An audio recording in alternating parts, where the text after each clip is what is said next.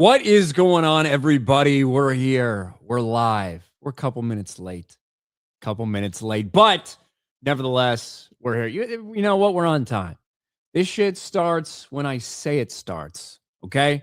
It starts when I say it starts, and I say we get a couple minutes leeway. All right? Because I was trying to find videos, I was trying to find articles, and I didn't do it early enough. I didn't sit down here early enough to get it done. So I guess it is all my fault. Isn't everything? Isn't everything all my fault? When it all comes down to it, probably. Probably. I saw this before the stream, mega YouTube. Oh wow, another video talking about Supergirl being a box office bomb. How original. Well, mega YouTube, I assume that you are at least gay and likely transgender.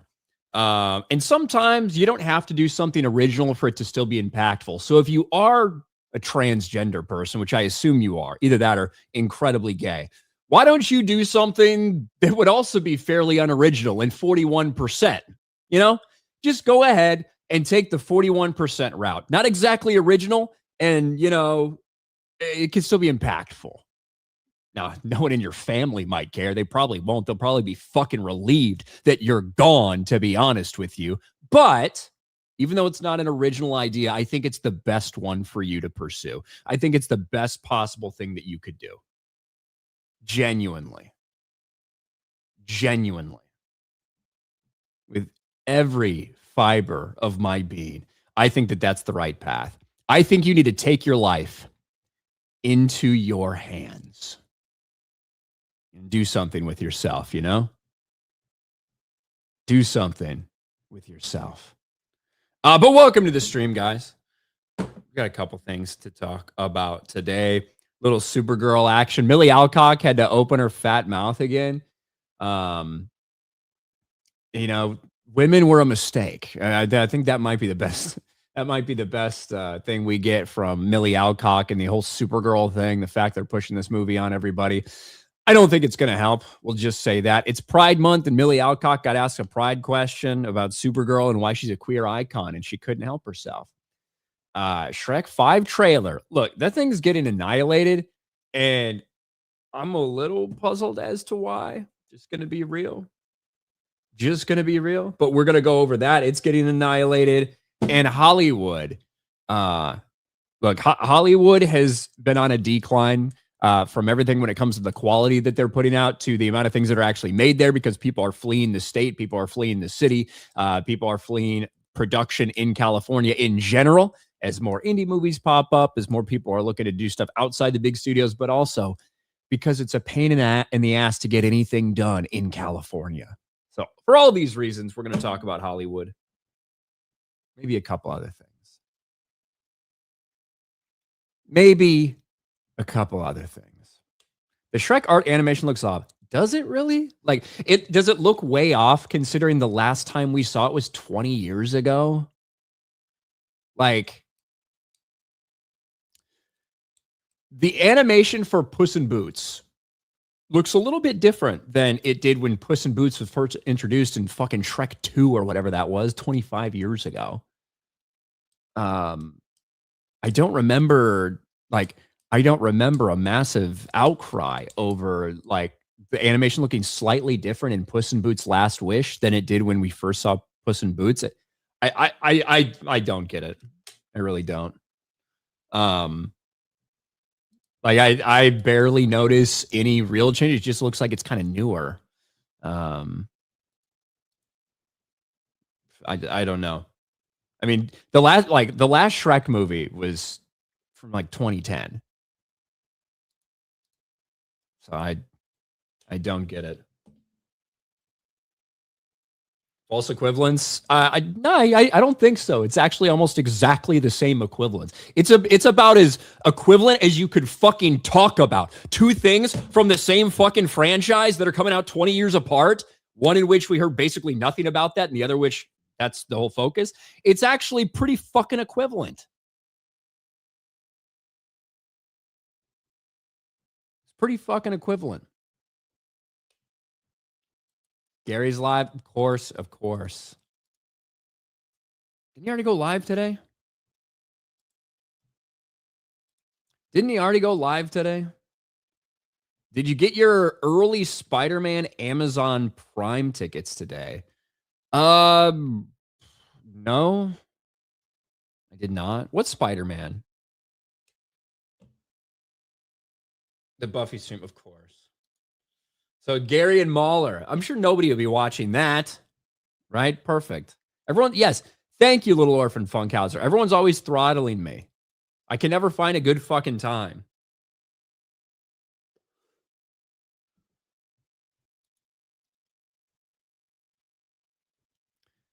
I'm right. You had a logic fail and raising your voice proves you're wrong. You're fucking that's the most retarded thing I've ever heard.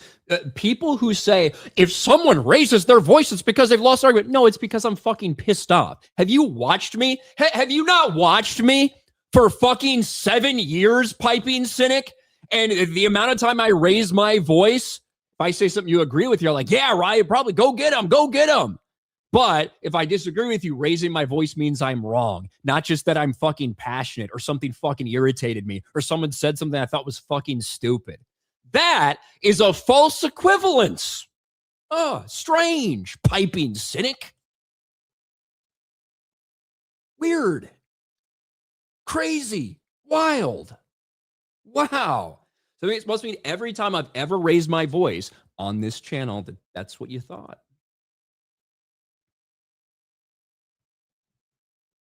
I think it's a very fair comparison to say, yeah, Puss in Boots' Last Wish had different animation a little bit than when Puss in Boots was first introduced 20 years ago. But I didn't hear too many people talking about that. But that's like the only thing I hear about when it comes to Shrek 5 trailer is the animation style. And it wasn't all that jarring to me. It just does look newer, I suppose, which I guess isn't really a surprise to me. Um, so I don't know if it's a situation where people are just very worried about the movie in general because of Zendaya and because of that first cast announcement trailer. And so now, even though they didn't see any like warning signs for Zendaya stuff, and they're just really that's what people believe about this movie until like they're proven wrong about that. Maybe that's a little bit why there's so much attention there. But yeah, I don't know. I don't know. Zendaya's overused. I think that my white balance is off. Hold on, I didn't even check my white balance to be honest with you. Not really. I usually keep it right at 5,000. I usually keep it right at 5,000. But the tint's very green. It might be, hold on. I don't know. Is that a little bit better?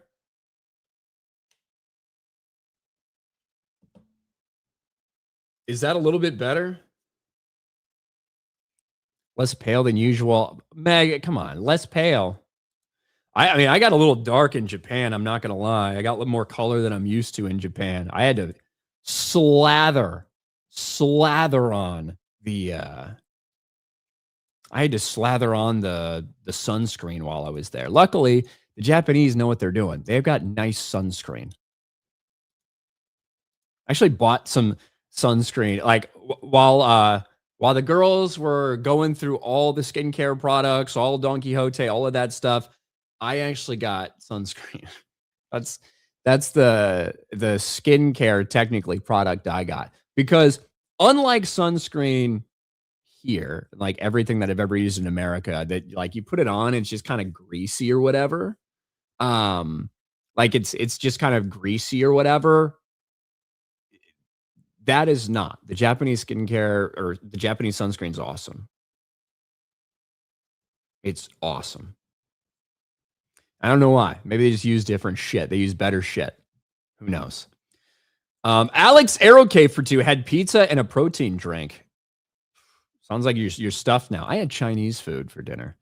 Meta PC code RK Outpost. Thank you. I had General Tso's chicken and fried rice. That's what I had. That's what I had. David Smart Jr. Ryan, I'm dying at the gym. Help me. I can't. David, I don't even know how you do the gym because you're usually fucking drunk. You're usually drunk. And I will say this. I have been to the gym while inebriated before. I've also been there like not quite hungover, but tired as fuck with maybe a little alcohol still in my body. Not a great experience. Not a great experience. Wouldn't recommend it. Wouldn't recommend it.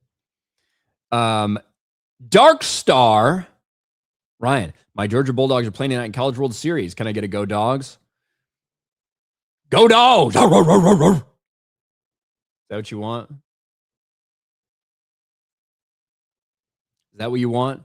How many drinks have been taken tonight? None. But we have one that we're going to do, even though we haven't got any chats on this stream. We missed one on Sunday, right at the end. Well, not quite at the end, but it was a PayPal that didn't pop up in my notifications for some reason. We did indeed get one from our man Emilio. So I owe him a shot, which we will get to after we catch up with some of these super chats. B Chain, yo Ryan, currently cycling home from work, 5 miles to go. Sick Luxray pull last week. Honestly, made me jump out of bed and fist pump. LOL, cheers. You really like that Luxray, huh? Hold on. I might still have it over here somewhere. Saw the Chaos Rising stuff. This is the Chaos Rising stuff. Where was that Luxray? I mean, it's like the card's like not even 50. I'll give it to you if I see you, B-Chain, if you want it. Unless I needed to complete my unless I never pull another one, I needed to complete the master set, then maybe not. But if I see you, I'll give it to you. The Luxray. I'm glad it excited you. We have another, guys. We have another Rip and Pack stream going on. Okay. We've got another Rip and Pack stream going on. And that's tomorrow. So tomorrow, same time, 9 p.m. Thursday on RK Outpost Live. It's happening. Okay. It's happening. We got a lot more stuff to pull. What's behind me is not even close to everything we have. We got a bunch more Japanese stuff. We've got a ton of stuff over in that other room. So yes. Ripping with Rick. No, I'm not doing that. Oh no, Ryan's touching the Pokemon cards without gloves. The people freaking out about me not using gloves was funny. It was funny. No, you don't need gloves to open cards. So you can touch them. You can touch them with your hands. It's not the end of the world. You can touch it on the front. You can touch it on the back. You can hold it by the sides. As long as you're not being rough with them or anything, it's okay. Your like fingers aren't going to damage it. The oil on your hands isn't going to damage it. If you do want to get it graded, you're going to do a wipe down anyway, where you would wipe anything, any potential dust, any fingerprints, anything off of that. It's no big deal.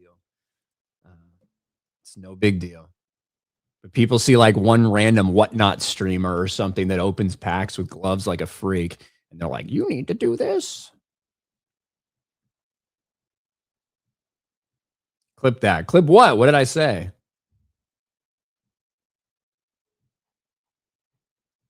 I don't even know what I said. Godzilla's Greaser. Did you notice how the 3 worst 007 movies, No Time to Die, Spectre, Quantum of Solace, not only features the worst Bond actor, but also have the worst main themes? You mean themes as in music? Oh, it says maybe it's modern music that sucks. That's probably part of it, right? That's probably part of it. Obviously, Skyfall was a pretty big song. That was a pretty big song. But yeah, I can't even remember Spectres, if I'm honest. TJ, and here I've been thinking everything is completely 100% of the time always my fault. Fuck this life. I despise everything about it. Wait. What? Here I've been thinking everything's completely 100% of the time all my fault. That's strange. Somebody just rang my doorbell at 7:15. I will be right back. Give me a second.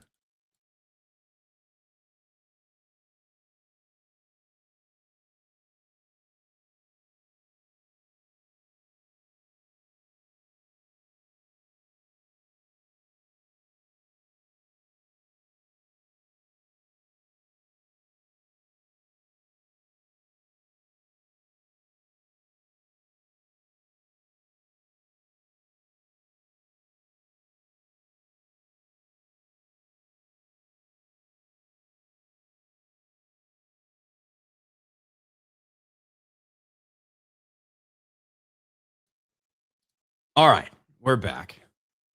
We're back. It may or may, it was just a delivery. It may or may not be Pokemon cards. It may or may not be Pokemon cards. You'll have to wait. You'll have to wait and see. You'll have to wait and see tomorrow on the stream. TJ, I don't know what's going on here. I've been thinking everything's completely 100% of the time my fault. What do you mean? What's going on, TJ? Master Austin, what's up, Ryan? Hail chat. Hey, hail Master Austin.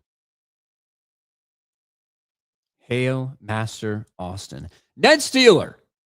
I get told I automatically lose the argument when I call the person a retard. I say you just proved me right by being a retard. Ned Steeler.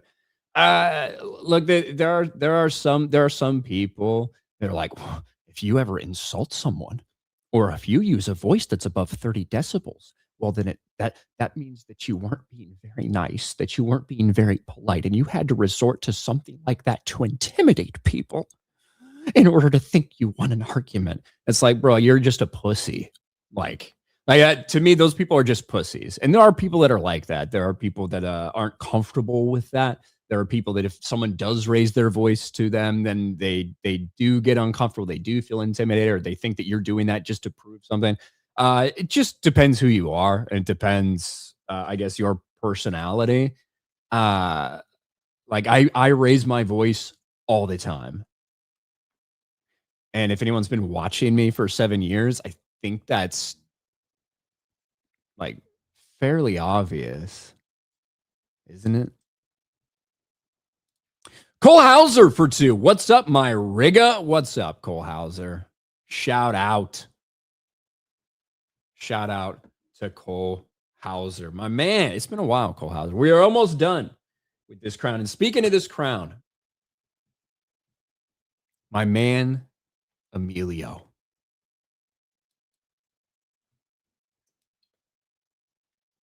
My man, Emilio.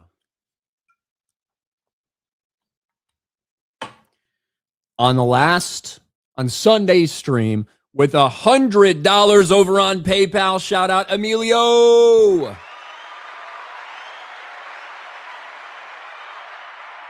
Shout out, Emilio.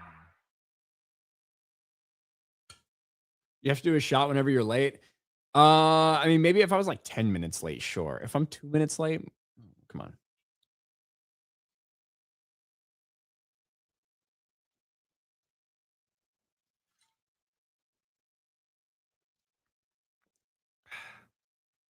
Woo. That got us started. Unsupervised chat. Well, I can't even imagine what the chat was like when I wasn't here. You guys were probably fine, though. You guys were probably fine. You're probably well behaved. It's me, A2. What's up? What's up, A2? Over on Rumble, Case 21st for $5. Just to let you know, Ryan, me and Monkey are watching you. Doesn't matter if you're fucking Japan or America, you fucking cocksucker. Still love the stream. Still hate your ass, but let's fucking. I read that word for word. Grammatical errors and all. Grammatical errors and all. Thank you, Case 21st. I don't know why you and the Monkey are watching me.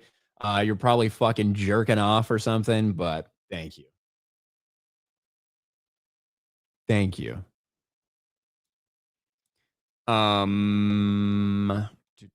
Richard Curtis for £5. Should I send some of my hard-earned money to this angry, discussion illiterate fool? No, I don't think I. Oh, flip. Never mind. Thanks, Richard. Thanks, Richard. David Smart Jr. for $5. Ryan, I'm getting cursed out for my James Gunn stuff. Yay. I'm waiting for my first death threat. What, your videos about James Gunn? It's not doing well, or not that it's not doing well, but it's not all getting complete and total agreement, huh? Yeah. Yeah. That can happen sometimes. The first one is the hardest. After that, it's all easy, you know. It's all easy after that.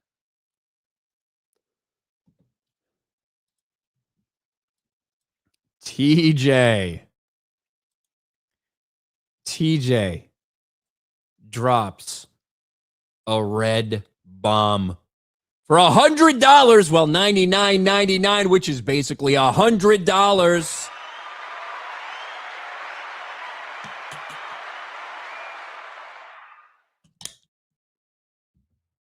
Thank you, TJ. Says, you said everything was always your fault, and I rebutted with everything's always all my fault, so it can't be both of us. And I'm older and much colder and cynical than you could possibly be, yet maybe you'll get there someday. For now, I hold that title, drinks on me. Now I understand, TJ. Sometimes when I speak on live stream specifically, it comes in my head, I say it, and I don't even really remember it. So then when I go over Super Chat 15 minutes later, like that's in response to what I said, sometimes I'm a little lost. It happens. It happens to me sometime. I'm not proud to admit it. I'm not proud to admit it. But thank you for the big super chat. And that does mean we get another drink.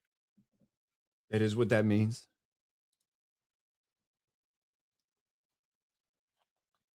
That is what that means.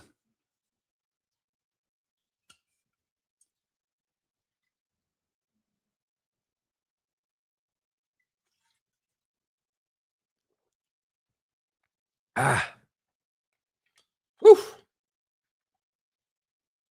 Let's go. Thank you, TJ.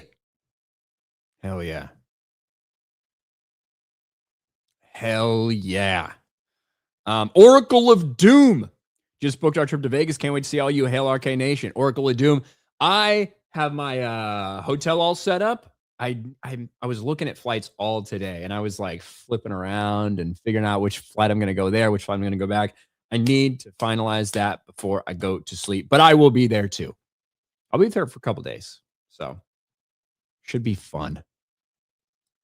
Should be fun. Kaylin Blackwell for 5. What's up, Rick? Pretty intense FML. Is someone jelly of your new lady? Oh, Vera? Were you sensing some irritation from Vera? Is that what you're saying? Is that what you're saying there? I think Vera was more, anything's possible. But I think Vera was more upset that I think she was more upset that I was gone for 2 weeks in a row. That's probably why she was so irritable. That might be why she was so irritable. Maybe. I don't know. Your guess is as good as mine. Master Austin for 5. You can touch it on the front. You can touch it on the back. You can hold it by the sides. Ryan Kinel. Oh, is that what I said? You guys' heads are always in the gutter. Whenever I see those little eye emojis pop up in there, I know you guys' heads are in the fucking gutter. Okay?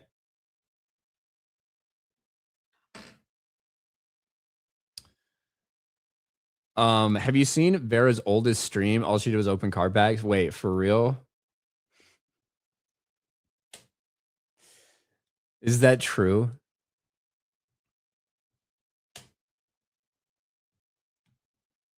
Is that true? Well,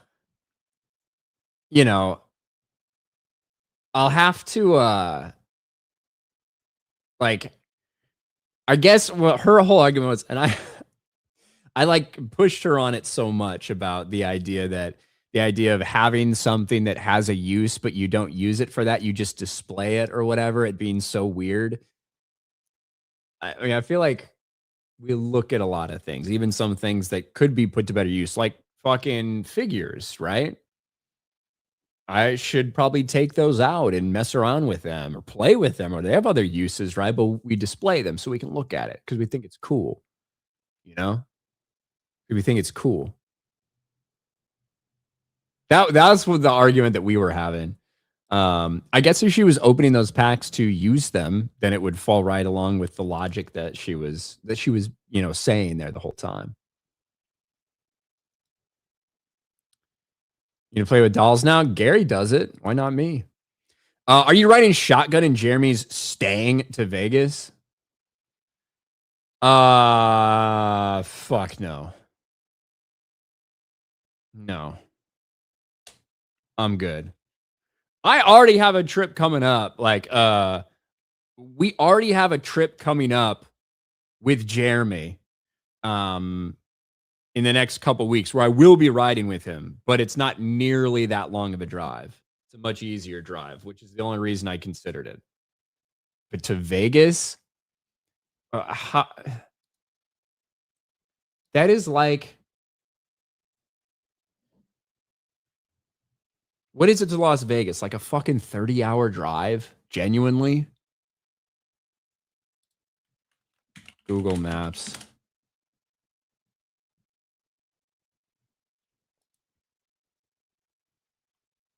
Uh, Las Vegas. Las Vegas, Nevada. Directions. Choose the starting point. My location. Leave now.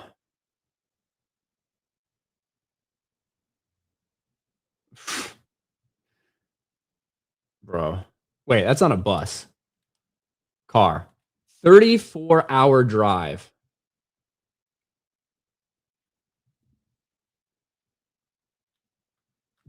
Jeremy's not driving to Vegas, is he? Why do you guys say that? Why do you guys say that? Like there's no way he's gonna fly. Come on. Come on. He can't drive. I know he's done it before. He can't do it again. Not because he physically can't. He could. But that's such a waste of time, man. That is a day and a half. And then if you count the trip back, that is 3 days. That is 3 whole days of driving. He hates flying. I don't care if he hates flying.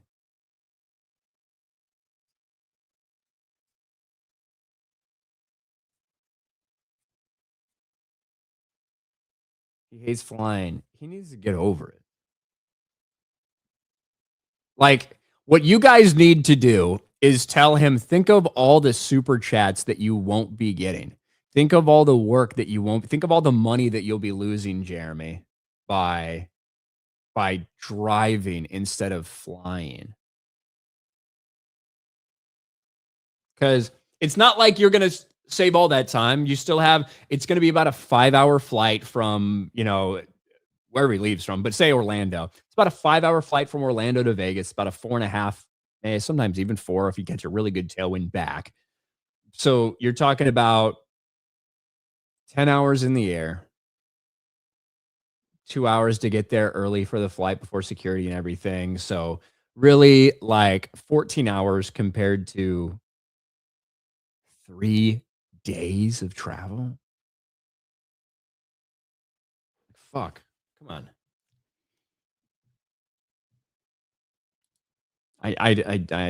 I'm not riding with him. No.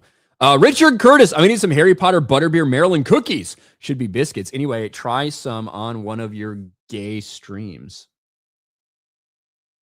Is that what gal? You mean to say gay? Gal, gay. Clumsy dork. Ryan, rewatching Sunny in Philadelphia, kind of going insane. Honestly, Matt coming out of the closet kind of ruins the character. What do you think of the retcon? Clumsy dork. Do you think that that's a retcon?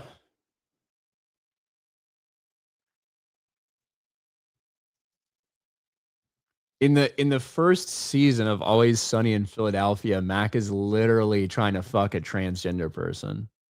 Now he's fucked plenty of women and stuff like that too. But like throughout the entire series, there are constantly gay undertones and gay references and shit like that about Mac. The entire fucking time. So to call it a retcon makes like I I would never perceive that as a retcon because they're like talking about it throughout 15 years of the fucking show, man. Uh so I don't know. I don't know. 20 petunia for $20. Hey Ryan, what do you foresee the future of Star Wars being? And worst case scenario, how long do you see Filoni being at Lucasfilm? Worst case, 100 years.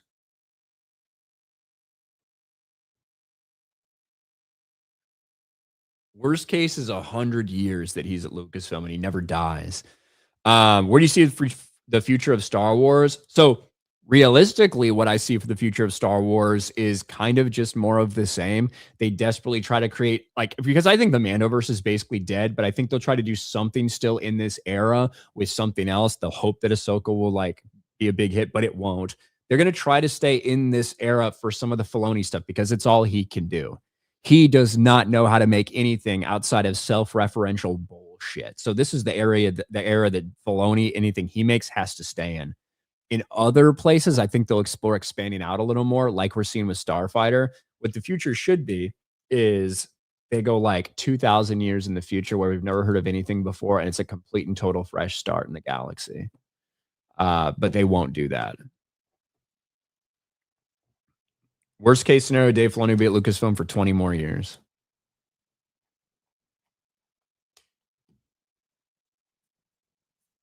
For 20 more years. Net Stealer for two. Every city needs some asshole whose fault it is. Cole Hauser for two. I will bring you 2 bottles next time. 2. Doge Pal says the Amazing Digital Circus had a 90% 4-day drop. Well, wasn't it? It was like a limited event, right? Wasn't it?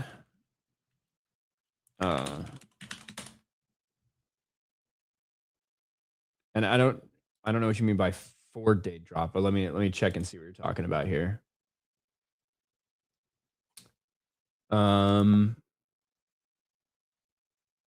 Let's see. Let's go back.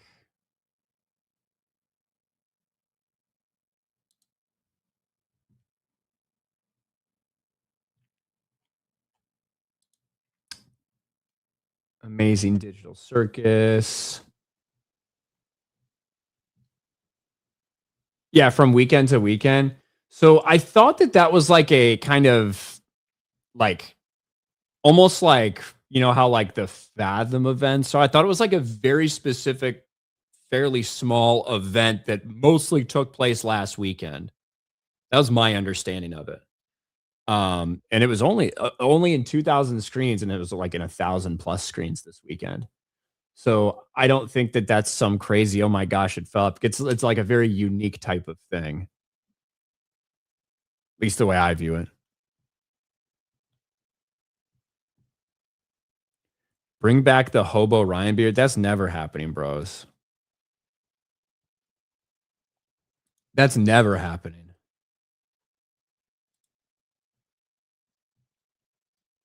Never ever. And John McKinley. What's up, John? For 50.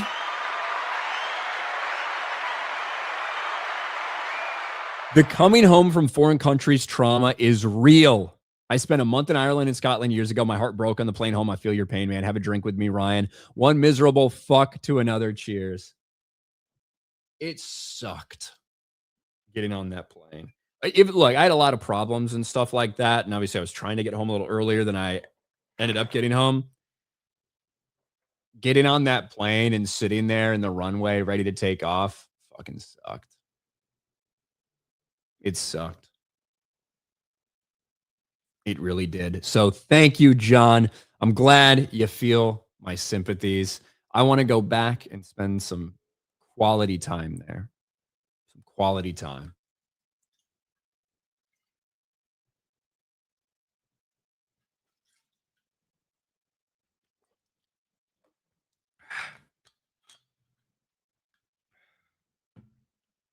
Woo! We're getting close.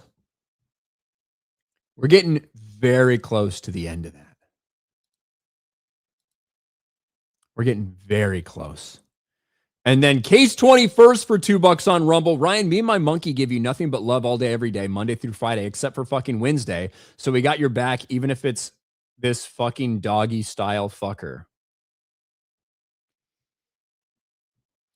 Thanks, Case 21st, I guess.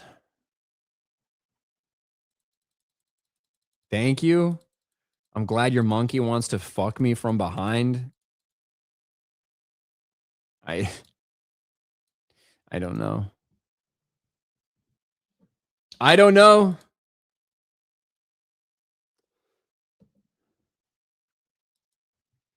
How much that bottle's left? Not a lot.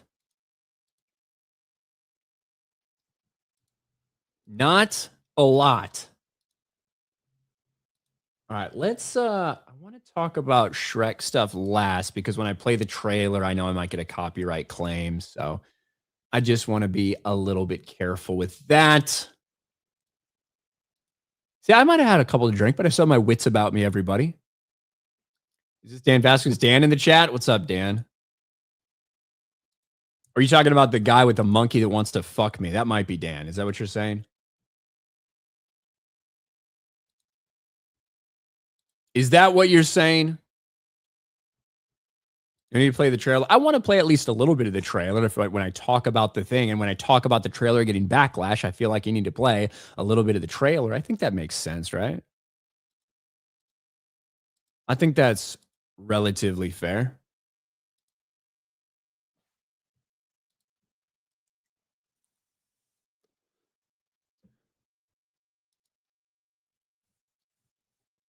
Did you see the Spider-Man trailer? I did see the Spider-Man trailer. I did see the Spider-Man trailer. In fact, I thought it was fine. I hate Mark Ruffalo so much. I hate seeing Mark Ruffalo. The trailer looks fine, is what I'll say. That's what I think. Look, I really enjoyed No Way Home. Maybe the last MCU project that I really did enjoy, even I think there's like some problems with the movie. I did really enjoy No Way Home. But yeah, this one, it's like, okay, let's see. Like at the end of No Way Home, you actually had me sold on the next Tom Holland Spider-Man movie because I wanted to see him alone. I didn't want to see a bunch of people helping him. I wanted to see street level Spider-Man. I wanted to see that stuff. So we'll see what they do with it. The trailer looked fine to me.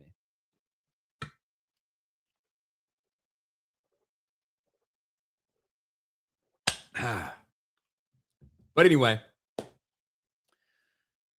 let's talk a little bit about Supergirl because sometimes the actors and actresses specifically just can't help themselves.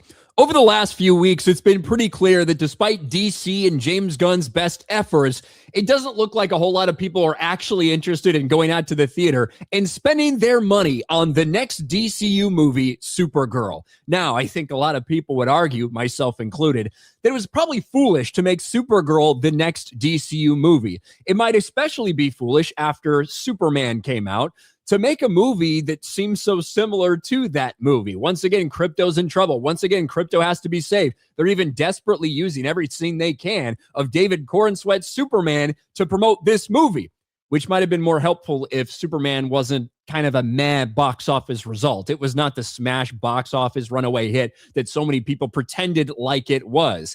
Nevertheless, Supergirl is set to come out, and we knew it was going to open less than some other flops like Mandalorian and Grogu, but it's gotten a little bit worse since then. This movie is set to release very, very soon, next week, and the reality is it might not even be the #1 movie at the box office when it happens, because the second weekend of Toy Story, which is projected to be massive, by the way, Toy Story is set to break records. It's set to be $150 to $170 million domestic debut.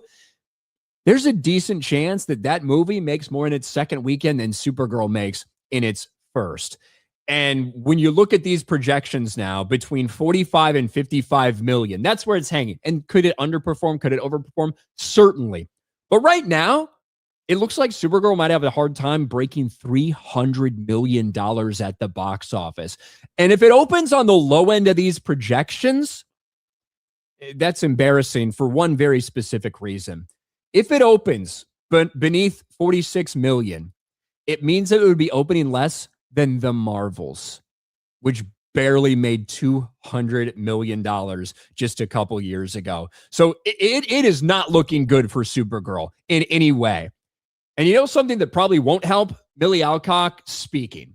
Because it hasn't worked out so well. A couple things she said have gone relatively viral when it comes to the right people being mad at them about this movie, when it comes to people thinking they have ownership over women's bodies in this space and things like that.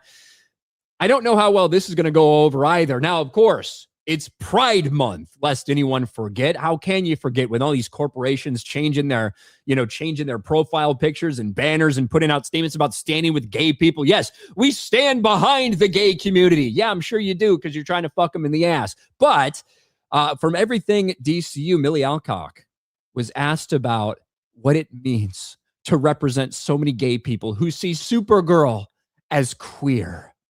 Over the years, many fans have embraced Supergirl as a queer icon.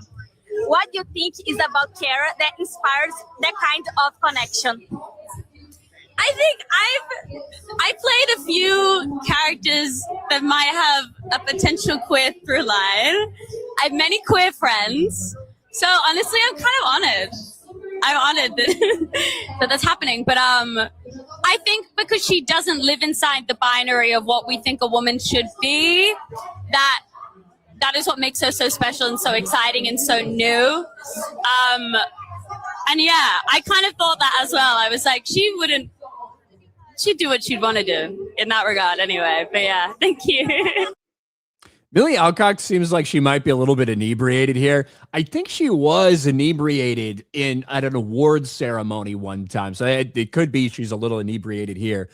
There is also sometimes when these celebrities start talking to gay people, or about gay things, they start using a different voice. I don't know why that is, but I can tell you, talking about how Supergirl is a queer icon and how gay people should be looking up to her because she could potentially be gay too and potentially be queer. I don't know if this is exactly going to help this movie that right now looks like it's set to be a massive nightmare at the box office. And look, you're getting asked that question by a reporter. It can be tough to navigate these things while saying the right thing and not pissing anybody off. I get that. But there are probably better answers than that from Millie Alcock, but it doesn't matter. Millie Alcock's opened her mouth a couple times during this thing. It has not gone over well for her. And now they're staring down the barrel of a movie that will probably make less than The Flash, that could even potentially open less than the Marvels, and might end up not even taking the #1 spot at the box office during its debut, because Disney has an animated movie coming out that looks like it's going to crush. And right now, the only thing that Supergirl is crushing are James Gunn's hopes and dreams of remaining in charge of DC Studios.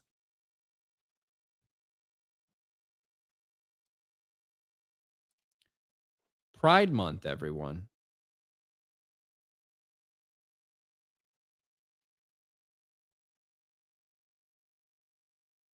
Pride Month. Kick Knowledge Smith? Bro, you weren't going anywhere regardless of a response. Hey, I'm gonna watch Supergirl. I'm gonna review Supergirl. Now, will I be going to a theater? Well, we'll see. Sometimes Warner Brothers likes to send me screeners. So does Disney, actually. You know, they send me screeners. I just have to go to a certain website and like download it and, you know, sit through a couple like random Indian casino ads and shit. It's very strange, but I appreciate the screeners nonetheless.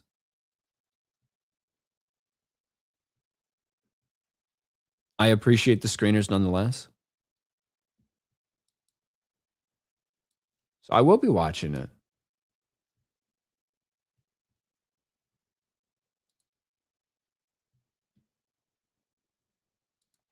But you're not a real critic, so why support it? You talking to me? What the fuck are you talking about?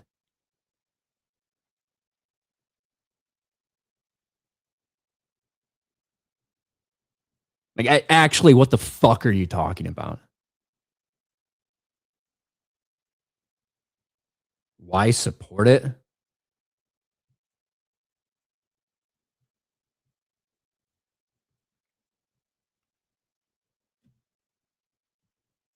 Gonna spam my chat until you react. Oh, that's fine. I'll fucking ban you then.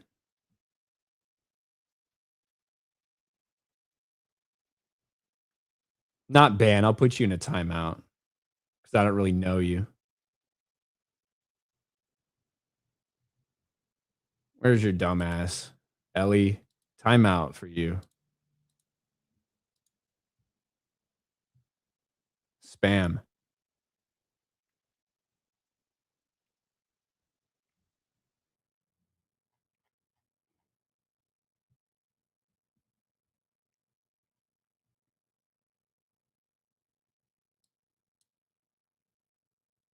Idiot. I mean, you're not paid to give movie reviews.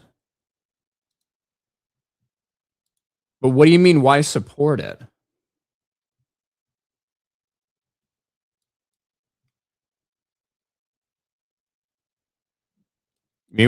Look, I will go to the movies and pay for it if I think that there is something that like I'm excited for, you know, or something that I have hopes for or whatever.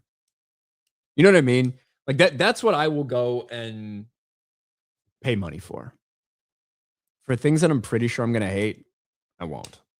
Now, I will say this, I have this like this weird sense of honor or something where if I end up getting my hands on something and I don't think I'm going to like it and I do like it, I'll fucking buy a ticket and I just won't go. Because the things that I think are good, I do think should get support. You know?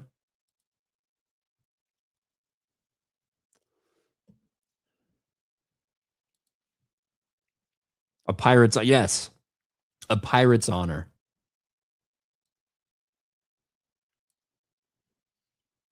A pirate's honor. How do you know it's good? What do you mean? If I watch it and it's good? Look, if a movie has me like excited and interested in watching it, then that is I will go, okay, I'll do that thing. If a movie has me fucking dreaded and think it's gonna be trash,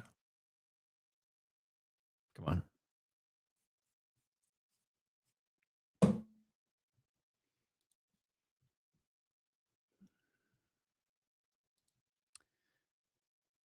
I think I accidentally skipped over. Where is that one? Elitist. I think I accidentally skipped over that one. You notice how UFC fighters don't weigh as much as the Disney park hoggers? Depends on the UFC fighter. Depends on the UFC fighter. But, I mean, like,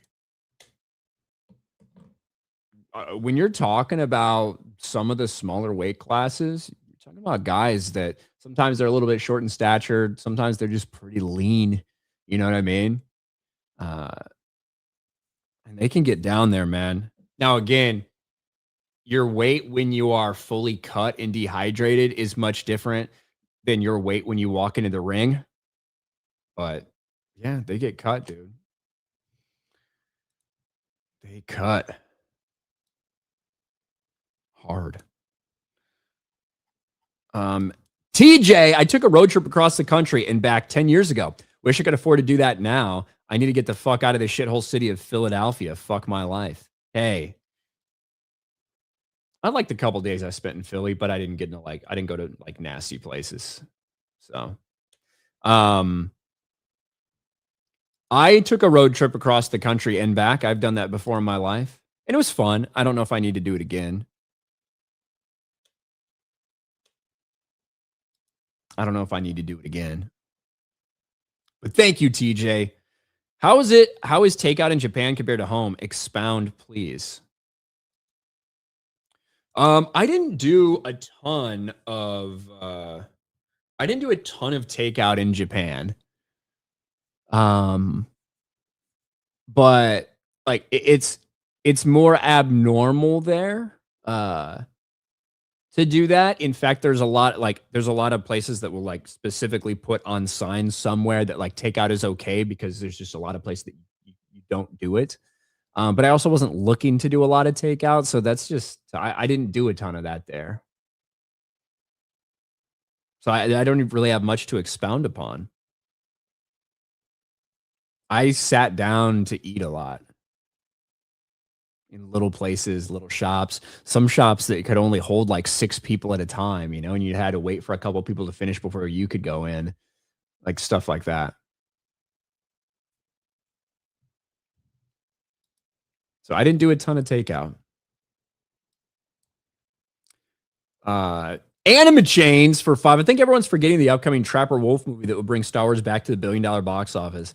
Mando and Grogu, just an absolutely dead movie, which is very funny to me.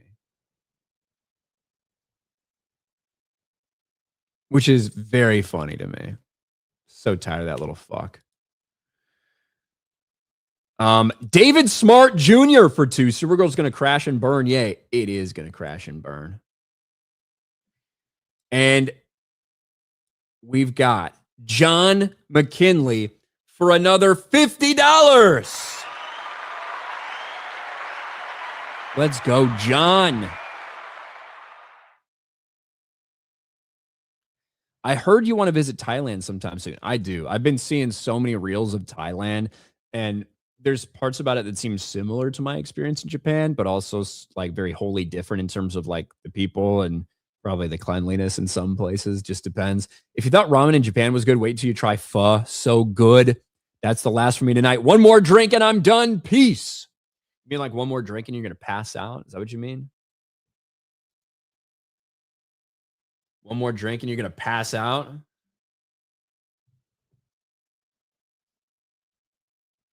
Watch out for chicks with dicks. Look, you guys assume, just like you assumed in Japan, that I was going to go there to try to find a Japanese woman. I'm not going to go to Thailand to fucking find a Thai woman. So I don't think I'll have to worry about ladyboys. I don't think I'll have to worry about that. I think I'm safe.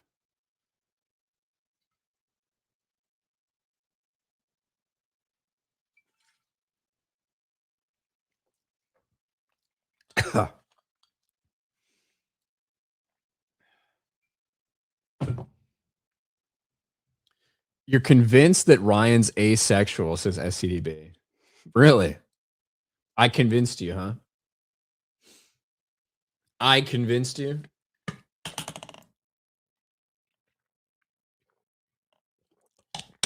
Well, what am I supposed to say to that? What am I supposed to say to that? Is there still something? There is something. There is something there. Ryan needs to find a female version of himself. You know, if that happens, watch out, world. Probably be very good for me and her and very bad for everybody else. That's my guess. That's my guess. Anima Chain says, I had sex a few days ago. Congratulations, man. Congratulations.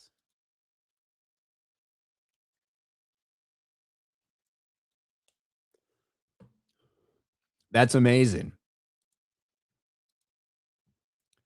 Did you play right after? Did you play Akon's song?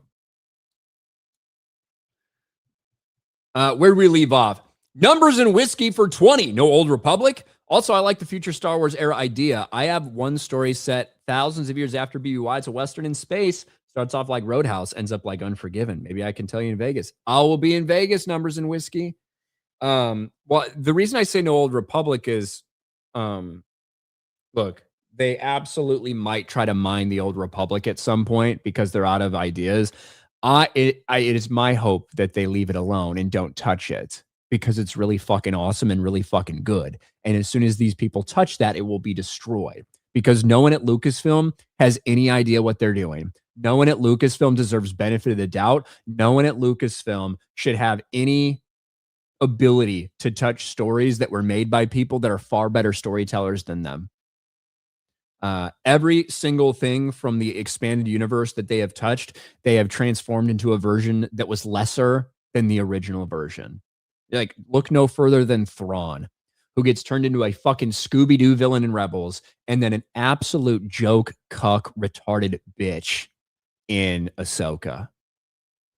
So, for any people that are asked, like that want like to see your favorite era of Star Wars from the expanded universe, your favorite character, like, oh, wouldn't it be cool if they brought Mara Jade? No, it wouldn't be fucking cool. You want to see her destroyed too? You know?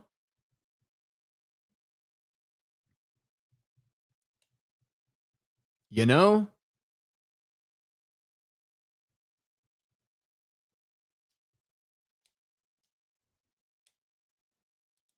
Ellie took his time out like a man. Took his time out like a man. So there have been people that are getting copyright hit for the Spider-Man thing and like taken down. So I don't really want to fuck with that, you know? That's the only reason.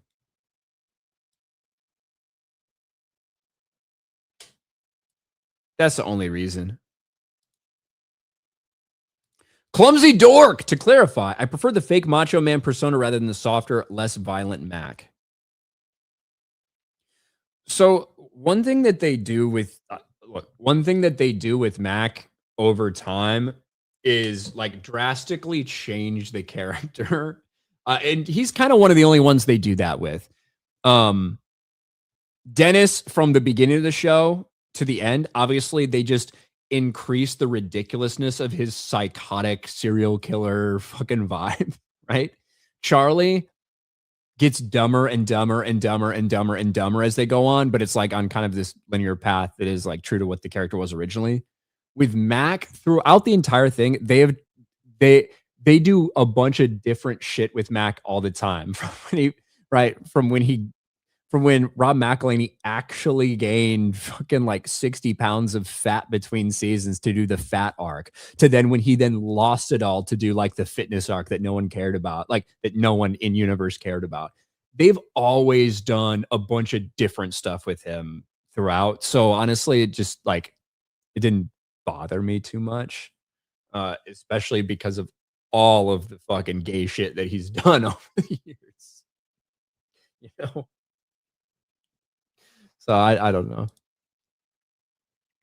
I get it though, like liking certain parts of it.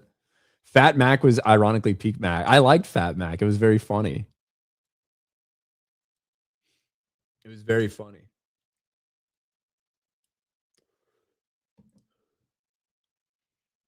And don't be surprised if you get another change. Don't be surprised if you get another change.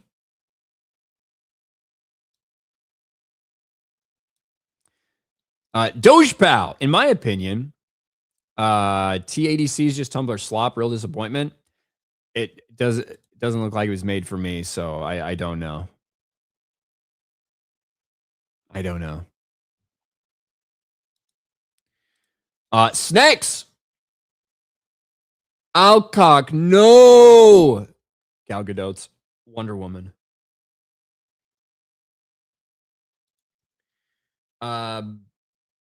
Wongal, hey Rick, when you were in Japan, did y'all see any temples or shrines go up in flames? Been hearing reports many allegedly burned this year. Stay safe. Well, I don't know about many, but I did see that somebody got arrested for trying to burn down like one of the oldest shrines in Japan. You know, so I'm not sure. I'm not sure what's going on with that, but I did see that.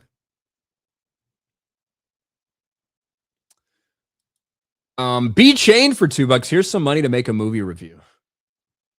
Thank you. Thank you. Hazel Kraz, watching the World Cup. My team Ghana is shit.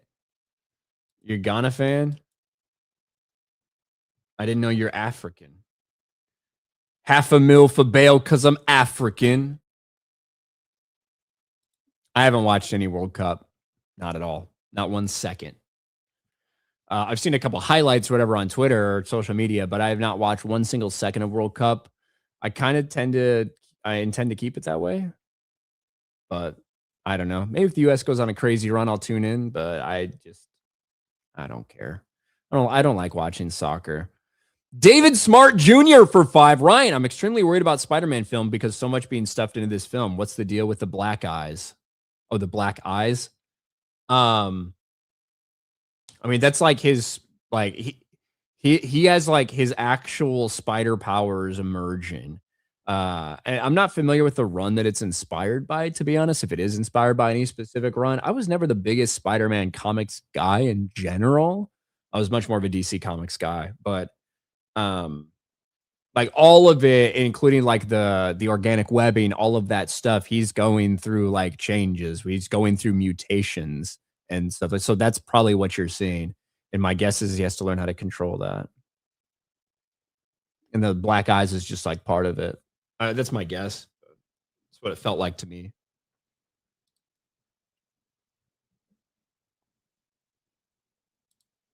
I don't know if it's a symbiote. I think that's my, I don't think that that's the case. That wasn't my guess when that happened. My guess was, oh, these are obviously these powers that are emerging, him kind of like getting into that and almost like it taking over versus him embracing it.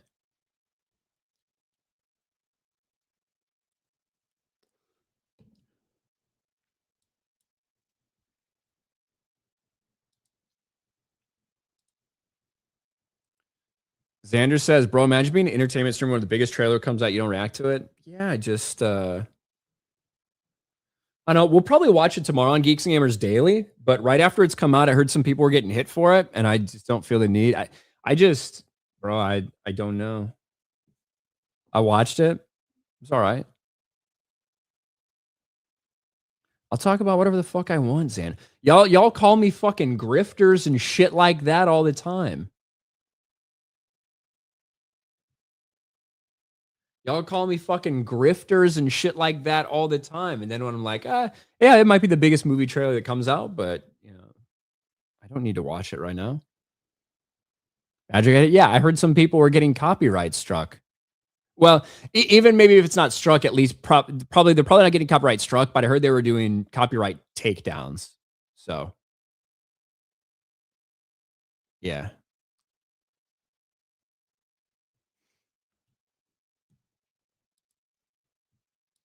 Bro, the amount of DC weirdos that exist is so strange. You talk about Millie calling that poor girl names. Do you have a daughter? But the amount of weirdos who simp for the DC stuff is strange, especially because no one's going to go to this movie. The amount of people, because it's I could talk about anything else. I could talk about Dave Filoni. I could talk about fucking the character of Ahsoka. I could talk about a bunch of other shit. But for some reason, when it's James Gunn or Superman or Supergirl related, it seems like a higher percentage of weirdos will come into chat to talk about it. But then ultimately, they don't go to the fucking theater. They don't actually go and support this thing. It's very strange.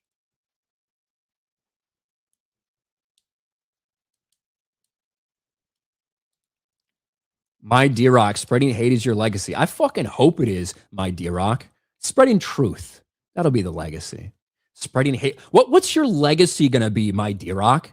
Nobody knows who the fuck you are. No one cares who the fuck you are. No one will ever know your name. No one will ever know anything about you.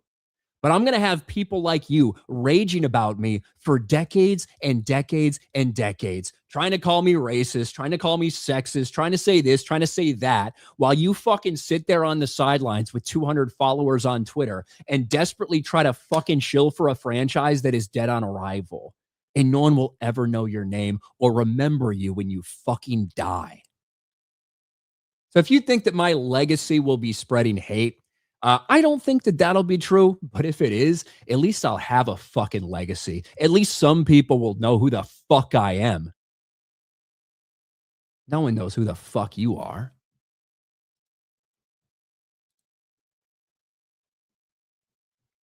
My D-Rock. What a fucking retard. What a retard. Serious question. How do all of nerddom creatives, film, TV, games across the board fall to wokeism all at once? Like I trust no creatives at all now? Well, if I'm being honest, it I think it just has a lot to do with the age of the people that are getting employed at these places, the age of the people that are becoming writers, and the location at which these things are happening.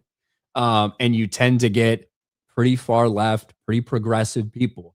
And with DEI initiatives being such a thing, with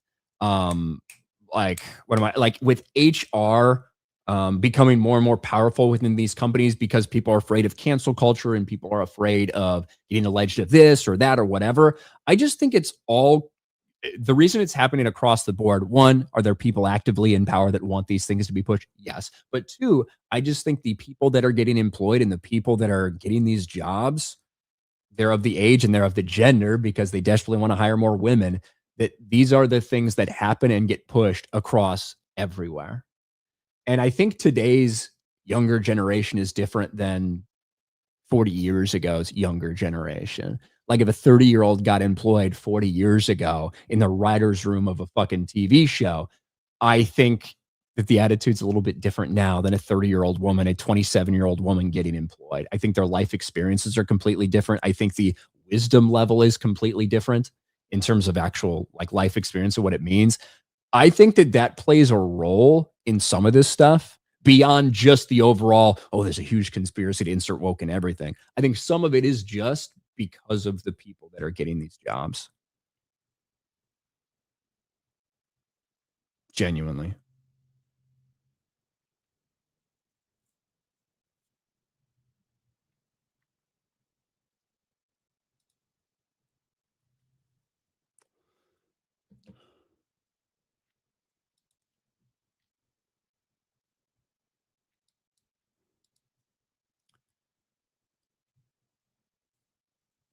An unattractive Asian cow.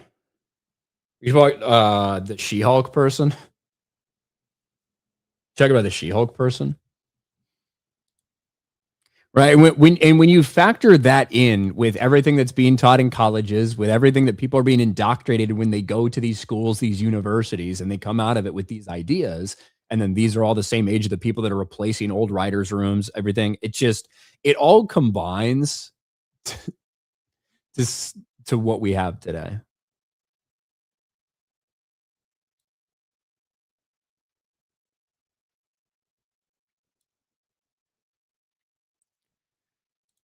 Kyle Reese for 20 CD Projekt Red game boycotted. Fuck that company. Pride Month, man. Pride Month, dude.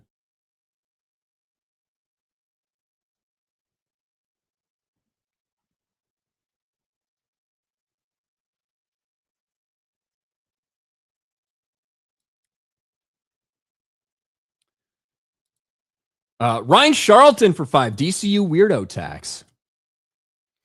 There's a lot of them, man. There's a lot of them, man. Attack women or a coward. Attack women.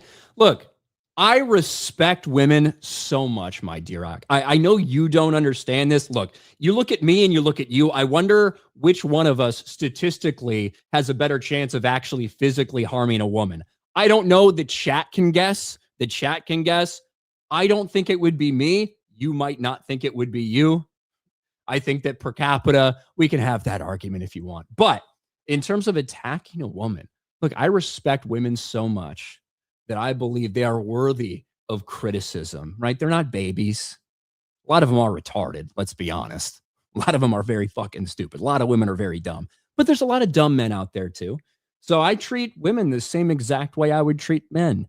If a man says something stupid on the red carpet, I'm going to criticize them. If a woman says something stupid on the red carpet, I'm going to criticize her. What did I say that was so terrible about Millie?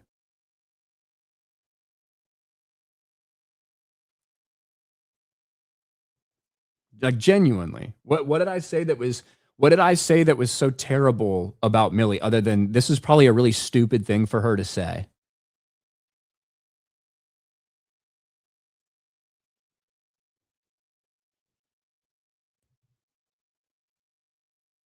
You know?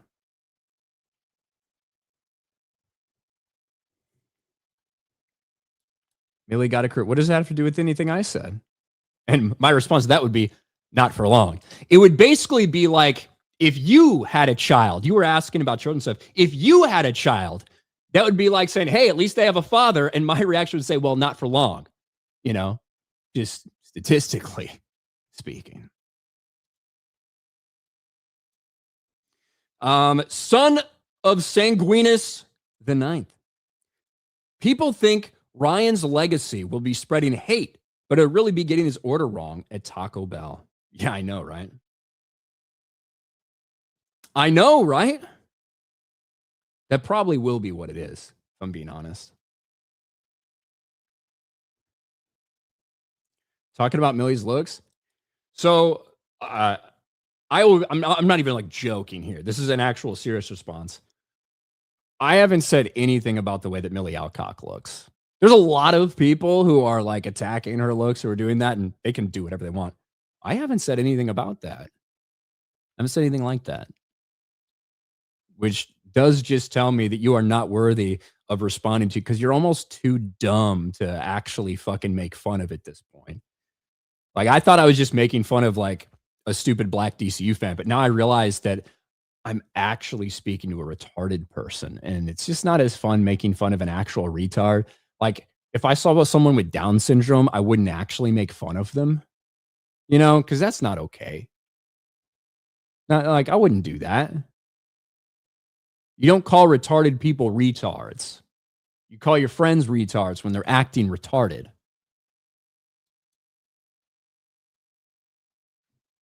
Michael, Gary, Scott, Ryan Kinel. Clipster Animations. Do you think in the near future entertainment would be less centralized on Hollywood and we and theaters embrace independent creatives? Yes, I do. Kipster Animations. And I'm going to talk about that in a second. Kipster, I think I'm saying that right now.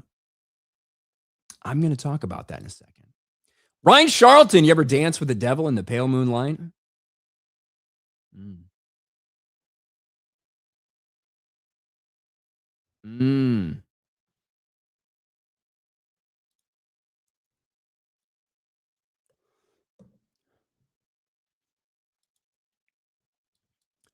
And Two Penny Puppet for 5. Hey, Ryan, I don't want to spoil it for the rest, but I just finished reading Storm of Swords. In the epilogue, a certain lady makes a reappearance.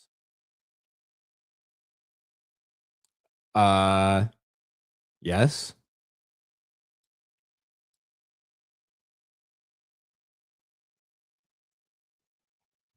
Yes. What do you mean? You're not spoiling anything for me. I guess if you just watch the show, you would have no idea about that. But yeah, a certain lady does make a reappearance. Somebody raided? Did somebody raid?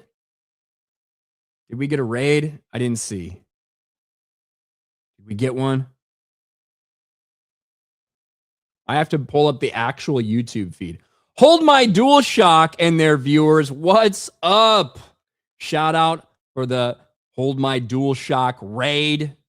Appreciate that, guys. What is up? You guys going to be at the Vegas meetup? God, it's coming up quick. Got to get my tickets today. Got to get my tickets. Not for the meetup, obviously. We don't have the RSVP out for that yet, so don't worry about that. I'm talking about my tickets, my plane tickets. My plane tickets. But let's talk about that Hollywood shit a little bit, shall we? Supreme Lord, I see all of those $1 Rumble rants. We'll get to them at some point. I will read them.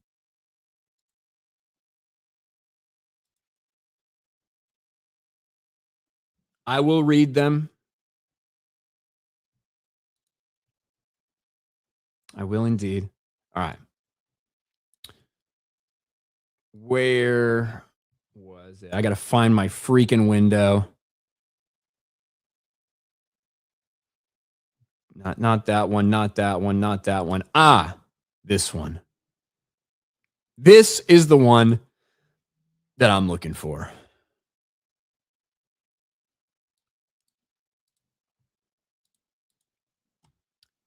This is the one that I'm looking for.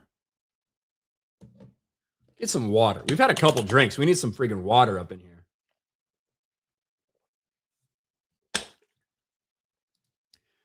We need some water up in here. A little bit of hydration. Never hurt anybody. Where was FML this week? Oh, I haven't re-uploaded it yet. That's my bad. I genuinely have had so much stuff going on this week. It might not seem like it because of the channel, but real life shit, I've had a lot of stuff going on. So I'll get it uploaded. I'll try to get it uploaded tonight. But we do need to talk a little bit about the current state of Hollywood. Over the last several years, one of the big topics of discussion in the broader entertainment world has been the state of Hollywood and the state of the entertainment industry as a whole. It being on the decline while so many people had refused to accept that. When you see the amount of things that are coming out that are epic failures, when you see so many things that Hollywood's putting so much into that comes out and ends up being a disappointment, whether that be at the box office theatrically, whether it be on streaming, it's very clear that there's a big disconnect between the entertainment industry and the everyday audience at this point. That much has been clear for a long time. And as we're getting just a few weeks removed from massive, huge box office successes from YouTubers as opposed to industry veterans, it's made people ask the question more and more, what is the future for Hollywood? What is the future for the mainstream entertainment industry if so many independent creators are able to have this much success as so many mainstream theaters, so many mainstream studios end up struggling? And combine that with the fact that Hollywood in general, the place, as opposed to just the industry, is in shambles right now. It's really bad for Hollywood because, quite frankly, no one wants to make movies there. It's impossible to get movies made there because you're in commie California. You're not getting as many tax benefits there. And quite frankly, everyone is ready to leave. And now Hollywood is trying to figure out what to do. You're a little late on this, aren't you? You're a little late realizing that people are having a mass exodus from what used to be the center of the entertainment industry. Even Variety admits Hollywood is in trouble as California policies drive production exodus. And this is coming from a massive piece in Variety, Hollywood's mass exodus, why film and TV production is fleeing LA, and what can be done about it.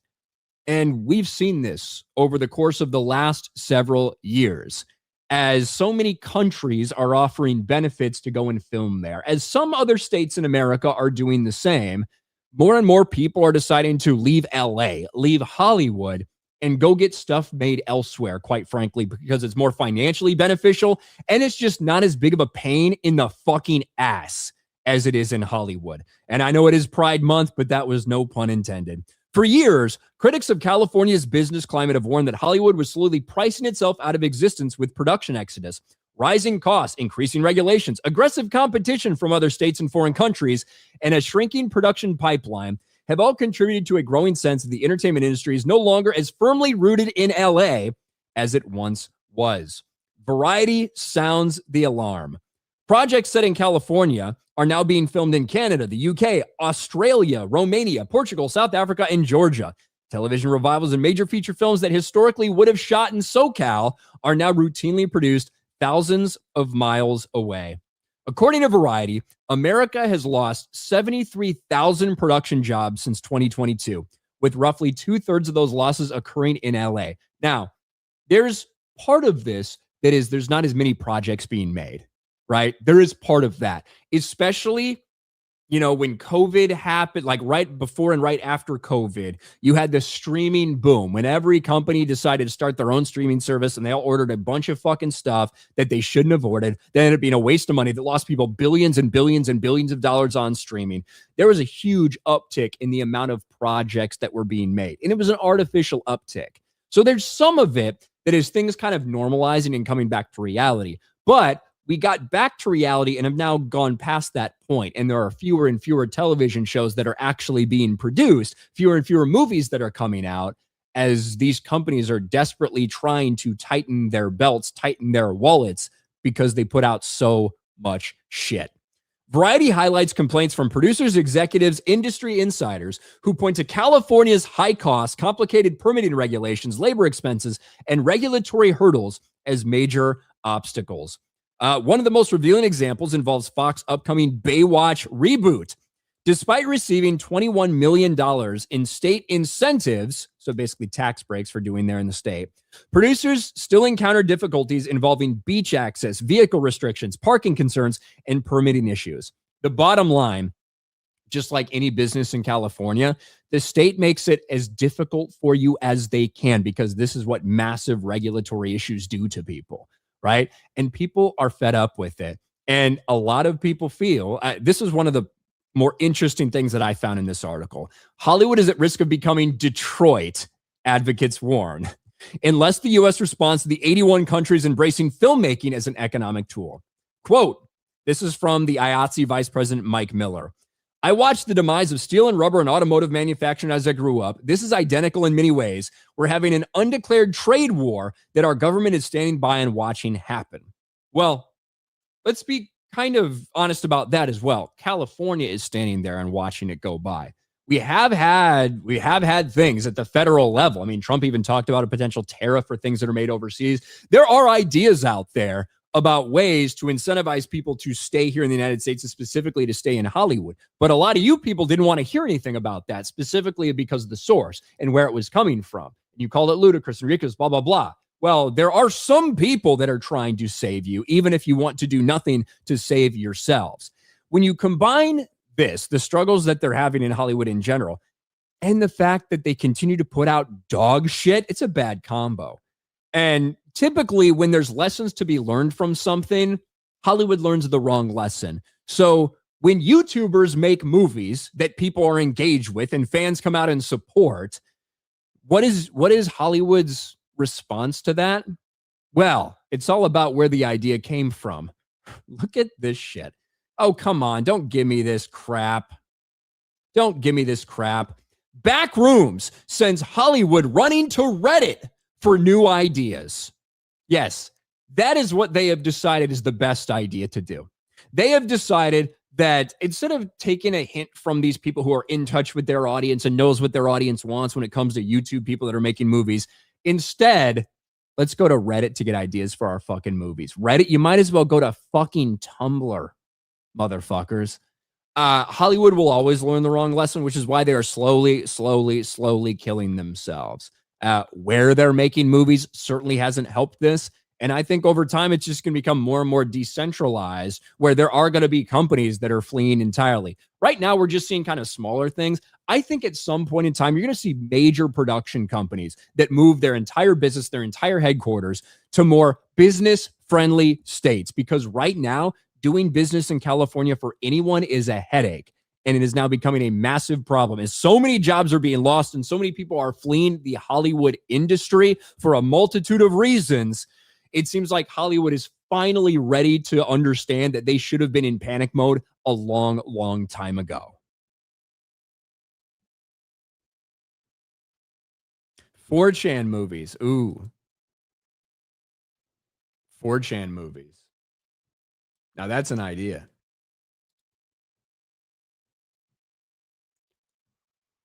Now that's an idea right there.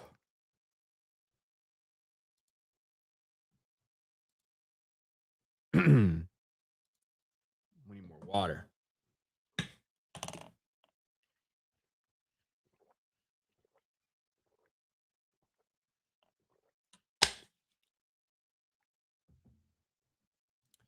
Reddit. Just imagine some intern scrolling Reddit for ideas.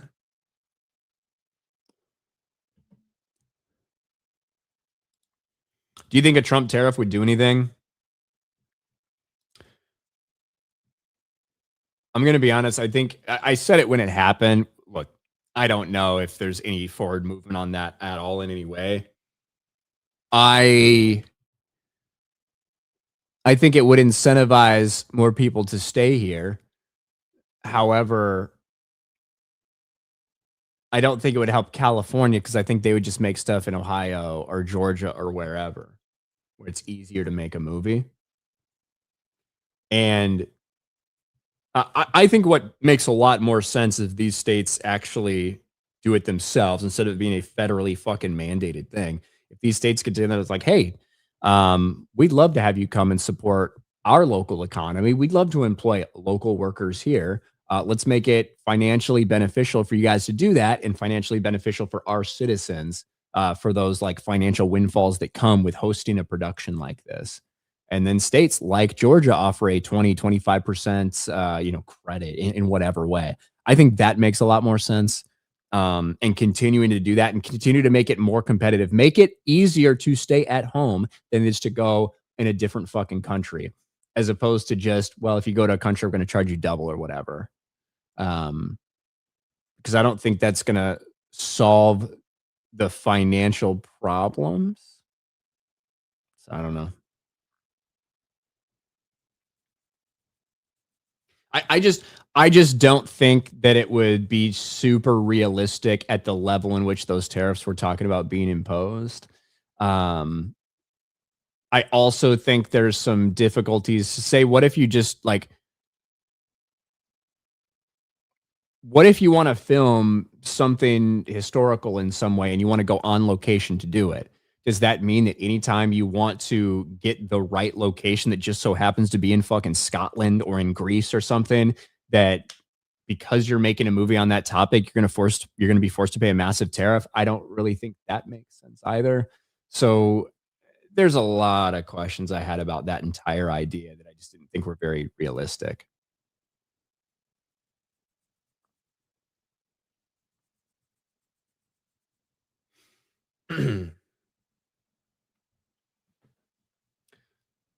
So I don't know.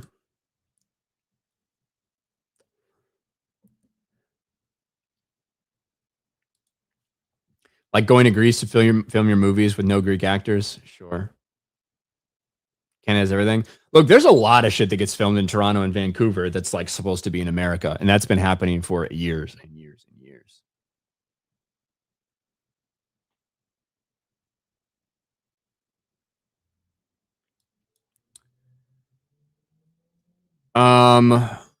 Where'd I leave off? Doc Possum. Supergirl is going to bomb harder than Fat Man and Little Boy combined. And then says, Ryan, have you seen Obsession yet? I think you'd love the whole batshit crazy girlfriend story. Oh, really? Is that what it's about? I know nothing about Obsession. I haven't got a chance to see it. I legitimately haven't had any opportunities to see it with kind of the stuff I've had going on. So I do intend to see it at some point. I would like to see it before it leaves theaters. It's about a batshit crazy girlfriend. Hey, that's right up my alley, bro. You didn't say that part. You didn't say that part. Well, now I'm definitely going to make time for it. Captain Penguin 199. Ryan's nice growing Poke collection in the back. This is just... You guys should see the stuff I've piled in my bedroom right now. I looked at it the other day and I'm like, you know what? I might have a problem. I might have a problem. Maybe. Just a little. Just a little. Full attic. Yeah, I am. I mean, I got stacks of Japanese mega boxes down here that you guys can't see. I am no more Chaos Rising for me. That is a rule I have instituted. I'm done buying Chaos Rising stuff because I have a lot of stuff to open. We'll open more on Thursday. For you guys that don't know, we're going to do a Pokemon Rip and Pack stream Thursday on RK Outpost Live. So the link to RK Outpost Live is in the description of this video, or at least should be. So go check that out. Subscribe. We're going to do that 9 o'clock tomorrow night. 9 o'clock tomorrow night is when we're doing that. So just so you guys know. Asmongold level hoarding. Well, it's not really hoarding. I just like I'm gonna open it all. So I've just been saving opening it because I want to do it on the streams. So I've had to like fight my fucking addiction to want to rip this shit, you know? I've had to fight my instincts. Nicholas Gore. Change your profile picture again. Johnny's. You are not allowed to make fun of women. How dare you? I know, right? I actually think I've been like relatively nice. I think I've been relatively nice to Millie Alcock. No, I don't want Beanie Babies. Unless you have the bull. The bull. I am partial to the bull.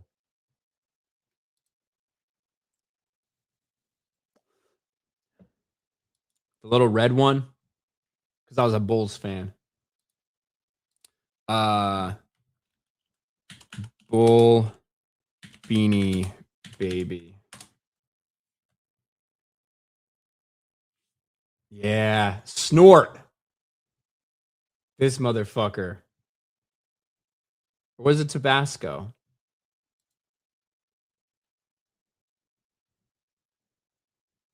It might have been Tabasco, the one I used to look for. This guy.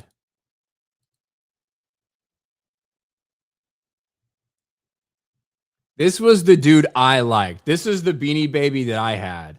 That was like my favorite. I did have a big collection of Beanie Babies, and they all ended up in a fucking trash bag in my basement. And I think they went to the church rummage sale at one point.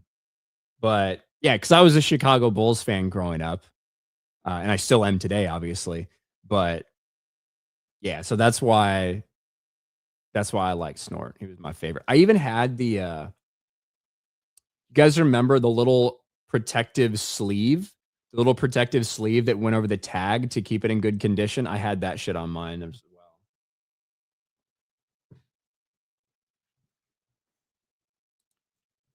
But no, I don't think I need any other Beanie Babies. I don't think they're worth all that much. Do you think chickens wish they can fly?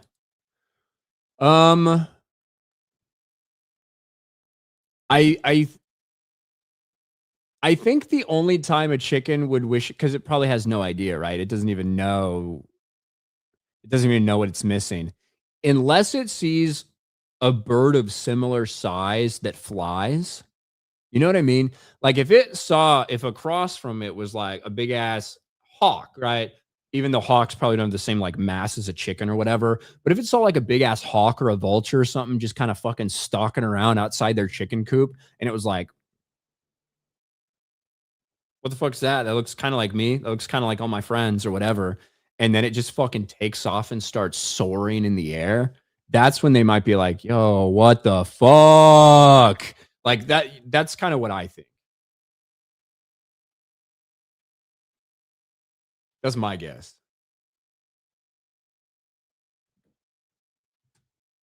No, throw a chicken over water, they fly. I mean, I don't think so. I think they can kind of fucking like fucking hover around for a little bit. I don't think they can sustain flight.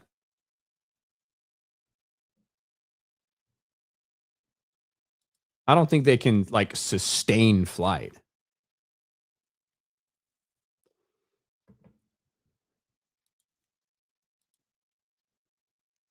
Vic Chavez. Yep, Cali's atrocious. An LA native. Bro, I was just in LA. It was a terrible experience. I went from LA to Japan in less than a week. So I saw one of the biggest US cities in all the dirt and grime and disgustingness and the trash and the fucking drugs. And I saw, like, I had that whole experience in LA. And then I didn't even think about this till now. And then I went to Japan, the biggest city in the world, in Tokyo, a week later, a week removed from that, and just a completely different experience.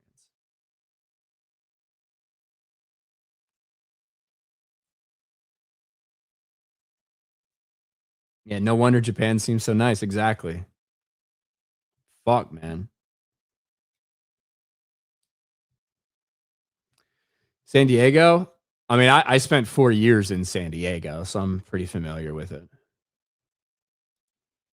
Grilling up some doggers for dinner. Cayenne beef franks and New England style buns. The correct hot dog setup. Preferred toppings on your wiener, Ryan? All right. So if I get a hot dog at a ball game or whatever, I'm going to go pretty basic.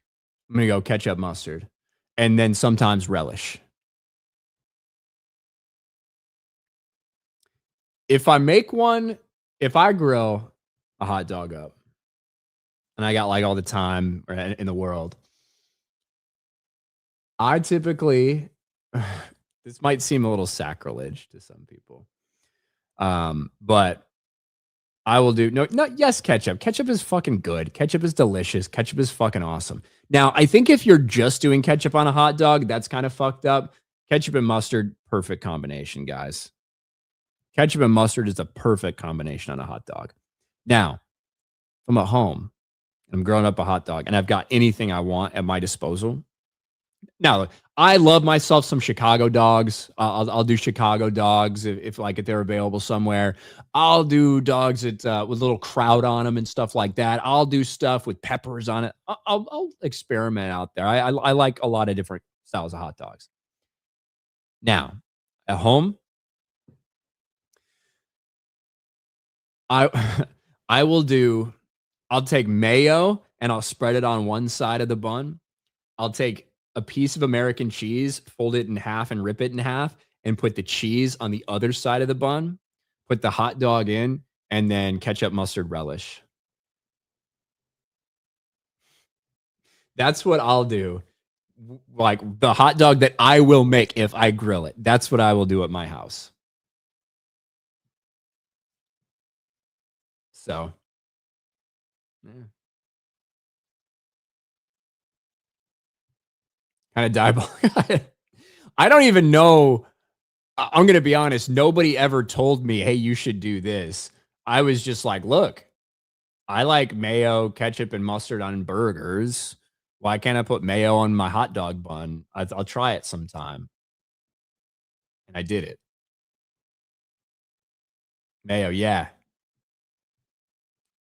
I don't know. Bacon, American cheddar with barbecue. I mean, that sounds good.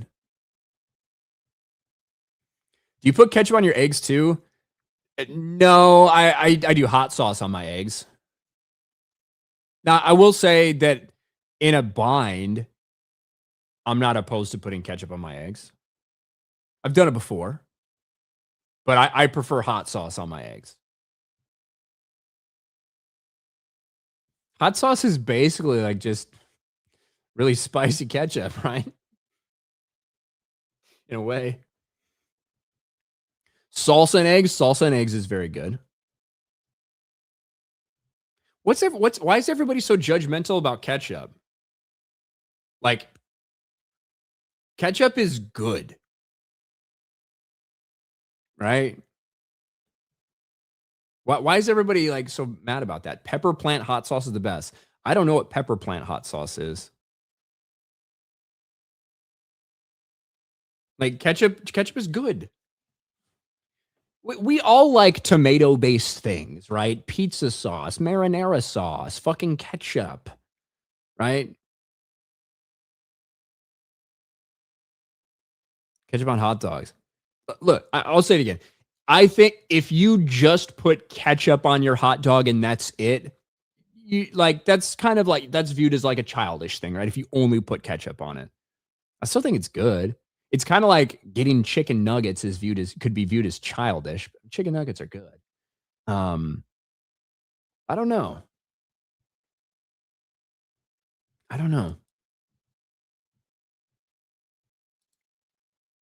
We got 10 gifted memberships from BMCCB for $50. Let's go.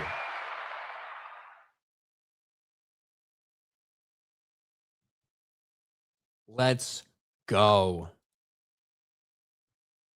Oh, another drink.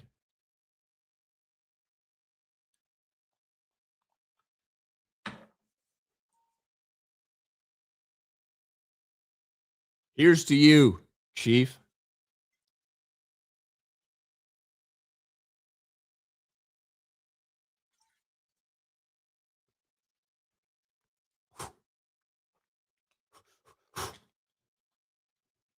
That's good. It's tasting better. The more we have, the better it tastes. It's very strange, isn't it? That's one big baby bottle. I know, right? No problem, sport. Look, you know that I wasn't saying it like that. You know that I wasn't saying it like that. But shout out BMC for the 10 gifted memberships. All right. Over on Rumble. East Coast Toasty Boy. Tuning in from my first built PC. Bought my streaming shit on the way. Now I just need to find someone to show me how to edit and do intro outros. Now I'm starting my streaming journey. Advice? For intros, outros, you mean like a little stinger or something? I will say if you go on a site called Fiverr, there's people that you can hire for relatively cheap that do graphic design stuff that you could pay, I don't know, 30, 40, 50 bucks or whatever. Probably cheaper than that. I'm just throwing out random numbers, but relatively cheap to do a little animation for you. For me, my first animation that I did was just a very basic, I think, kind of free program that I just rolled around the internet and found and just plugged in my logo and it gave me something basic. You don't need anything crazy for it. How to edit? I mean, I don't really know how to edit, if I'm being honest, because my content doesn't require a ton of editing. Now, I know the basics of how to edit, and I can edit things. It might take me a little while to do so, but I don't have to edit very much. For me, I use Wondershare Filmora. That's what I use for my editing software. It costs about $40 a year, so it's relatively cheap. And yes, there are some free ones you can find stuff. The reason I like Wondershare Filmora is because it's very easy. It's very basic. Now, you can do a lot of cool shit with it if you want. I don't need to, nor do I have any desire to. So I keep it simple. But for my stuff, you guys have seen me. I'm pretty much do one take, cut off the end, cut off the beginning, whatever. And every once in a while, I'll do a couple edits here in between if I maybe mispronounce a word or fumble over something or whatever. But my shit's, it's easy. It's easy.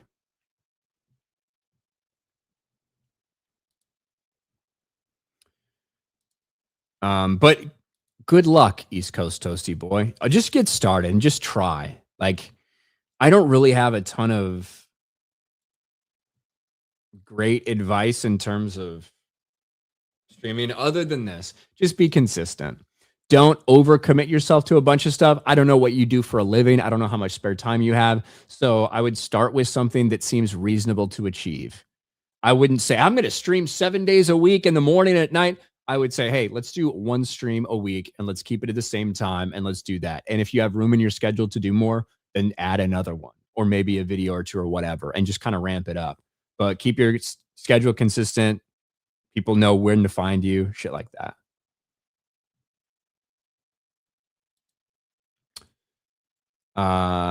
Ever ride a chicken like Link in Ocarina of Time? I can't say I have. I actually haven't ridden any cocks. So, Supreme Lord for $1. Here's a couple of bucks from Supreme Lord. Most people argue that American pop culture was at its peak during the 90s, that it was a gold standard back in the day when having high moral and good quality and things used to matter, even for entertainment. When the late 2010s came around, that's when everything started failing downhill, kept getting worse and worse, and 100 times more worse by the 2020s, hence where we are now. That's why everything sucks now. It used to be cool back in the 80s, 90s, 2000s when everything was a high standard on a conservative note, but now it's not anymore. All the woke shit didn't start rearing its ugly head until around 2015 or 16 after Trump was elected, then just got worse by the time 2019. But I think it started when Obama was elected. Like, I think the Obama era did a lot of damage to our country. Like, I do think that Obama's presidency and the discussions it created and the race baiting and the racial discussions created a lot of problems in our country. I agree with that. Now the stuff with a conservative note, I think back then you could have a movie that was like about patriotism and it wouldn't necessarily automatically be put in the category of a conservative film. It feels like that's how it is now. That's how it feels now. Just because of the current fucking state of things and how the left has treated everybody and how they treat any piece of media that like celebrates America and shit like that. You know what I mean? People being like proud of their country or proud to be American didn't used to be a politicized issue, you know?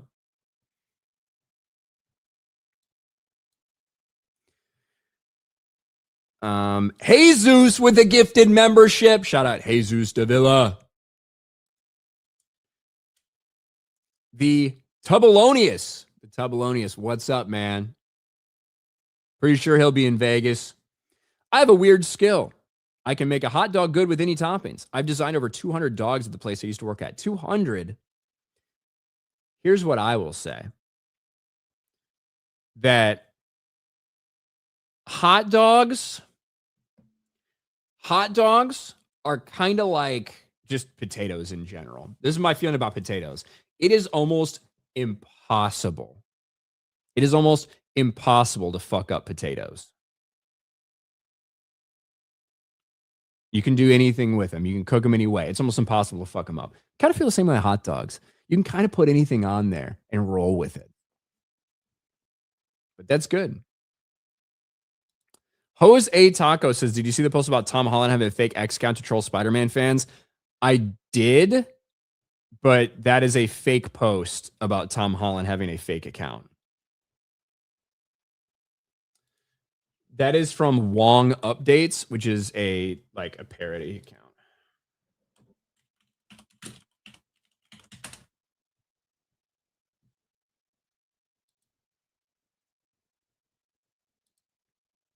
I think.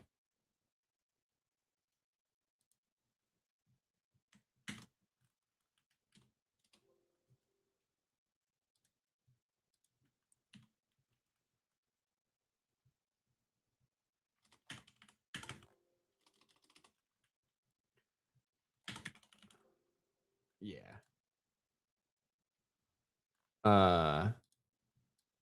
So I'm not going to read this entire thing, but let me just show you how I know it's fake. So one, it's from Wong Updates. Wong Updates is just a fucking fake. They just post a bunch of fake shit. And it's meant to be funny. It's not meant to be misleading. But Tom Holland reveals he has a secret Twitter account where he rage baits Spider-Man fans. I get in fights on Twitter. I make shit up and tell people to read a comic. Which would have been kind of a funny, like a funny. It would kind of be a funny thing if it were true. And then they say via Esquire. Now, the Esquire article in question is. Let me actually pull this up. This.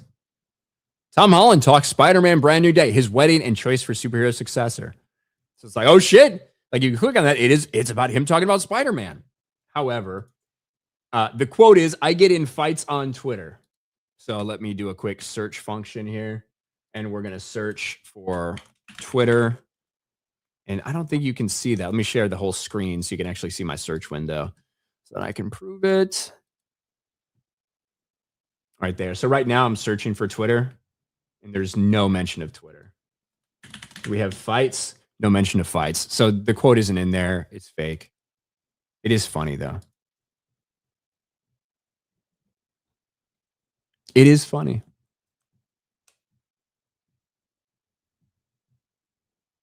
I think so. East Coast Toasty Boy. Being an E3, soon to be E4 Marine in the barracks with a roommate, I'm definitely going to have to pick and choose my times. Also using Linux, no Bara, because fuck Windows 11. I want to control my PC. I'm not a Linux guy. I don't know anything about Linux. So best of luck to you. E3, soon to be E4. Living in the barracks. I could not imagine being a streamer in that situation. I'm just being honest.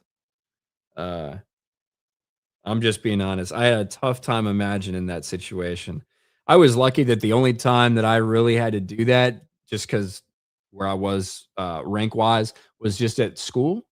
But I could not imagine, bro. Doc Possum for 5. The Galaxy's best hot dog is shredded cheddar cheese, real bacon bits, and mustard. I mean, that sounds fucking good. It does. That does. Matthew for 199. I'm late, but thoughts on Spider-Man leading to DD, to Doomsday? I wonder.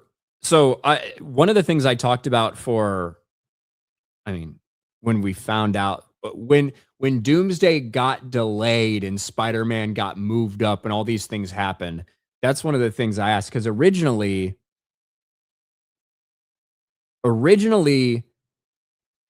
Spider-Man Brand New Day was supposed to come out after Doomsday, right? But then when Doomsday got delayed till December, that meant that Spider-Man Brand New Day came out before it. So to me, I don't think there's going to be too much connecting tissue, because it was a movie that was planned to come out after Doomsday. You shift Doomsday to the end, and who knows what kind of changes they could have or may have made during some reshoots or whatever. But to me, I don't think it's going to be super impactful. Will there be a little hint here or there? Yeah, maybe there will be, but I don't think it's going to be that big of a deal. Like, I don't think the whole movie is going to be a setup for like Doomsday. I don't know.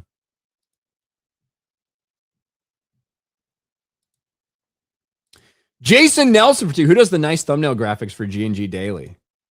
Nice thumbnail graphics? I do them, and I think they're dog shit.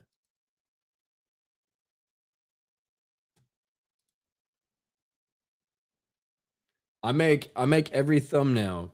Well, at least every stream that I'm on, that I'm running, I make the thumbnail for it. And they suck. Damn, Gaethje broke Taporia's nose and fractured both his orbitals. I heard one of them go. One of the punches, one of the punches in that match, and it got picked up by the camera, you could fucking hear the orbital like give way. It was sick. It was like it was pretty. It was a great fight, and I love it for Gaethje, who I've been following him. I watched his first UFC fight. You know what I mean? Because he came in pretty hyped. Was undefeated, I think, when he made his UFC debut. Undefeated in MMA when he made his UFC debut, and I've never seen a bad Gaethje fight. He's probably had one here or there. I've never seen one. So, yeah. Yeah. And then East Coast Toasty Boy for another $1. I'm definitely using the background changer software. That's a must. Probably. You probably don't want to let people know and be able to identify which barracks you're at. Probably a good idea. Probably a good idea. But guys, I've been babbling for so long. You know, we were going to do a whole thing covering Shrek 5. Honestly, we probably talked about it for fucking 10 minutes at the beginning of the stream. So I guess we did technically talk about Shrek 5 for a little bit. But we're gonna end the show. I'm gonna send you guys over because Geeks and Gamers Daily is getting ready to go, or Geeks and Gamers Gaming, or whatever the fuck that shit's called. You guys know what I'm talking about. You guys know what I'm talking about. And I don't want to stream over that or anything, so let me I don't even know what they're playing, to be honest. Also, I think the Vera and Virtue show is happening as well. That's usually on Wednesdays at 9. So that's probably going down too. I think I rated them last week, didn't I? Didn't I rate them last week? So that's going on that you guys can check out. I think Jeremy's still streaming. They're playing Among Us. Oh, and guess who's playing with them? Carolyn is playing. Carolyn is playing Among Us tonight as well. So that will be fun. You could watch it on her channel. Look, there's a lot of things you could watch right now. Pretty sure the GCA is going. So you just want to stop streaming? Well, I've been going 2 hours. I've been going 2 hours. Among Us is happening. I will be back on Geeks and Gamers Daily tomorrow, me and Jay. Always so many streams. Yeah, there's too many fucking people streaming. There's too many people in the world, honestly. Let's just be real. There's too many people in the world. We need a good plague. All right. Look, we know we're not going to get another flood. We got the rainbow. We have the covenant. We're not going to get another flood. So at least give us a good plague. Wouldn't it be nicer if you didn't have to wait in traffic in the morning getting to work? You know, I'm just saying. I'm just saying. All you can see. Bro, I'm not going to lie. I really do appreciate the truth you give us because it's so heartbreaking to see people lie about things that clearly show true. Well, look, I'm always going to tell you what I think about something, you know, and whether you think that my opinion is right or my opinion is wrong, that's obviously going to be up for debate, like all that stuff. I'm just telling you how I feel. I'm never going to lie to you about how I feel about a piece of media or something out there. I'm going to tell you what I think. Does that mean I'm always going to be right? Probably not. You know, I'm sure there's going to be some takes I have that are wrong, or at least that you don't agree with or whatever. But I do what I can. Now, tomorrow, tune in to RK Outpost Live for ripping packs. We're going to open some Pokemon cards. Maybe something else. Maybe something else too. That'll be exciting. That will be exciting. One last super chat from Ryan Charlton. Done with the Keenan type questions for tonight. Spent the last few hours driving through Stormageddon and got bored. Oh, is that why you're asking ever ride a chicken like Link? Okay. That makes a lot more sense, Ryan. Stormageddon, is it raining somewhere? That's not good. That's not good. Happy Camper, I see you. Maddie, I see you over on Rumble. Thank you guys for hanging out. And that is it for us. I will be ripping packs tomorrow at 9 p.m. on RK Outpost Live. Subscribe to the channel. Go check out MetaPC. Use code RK Outpost for a discount. And go have fun watching Among Us. And I'll talk to you guys later. Bye, everyone.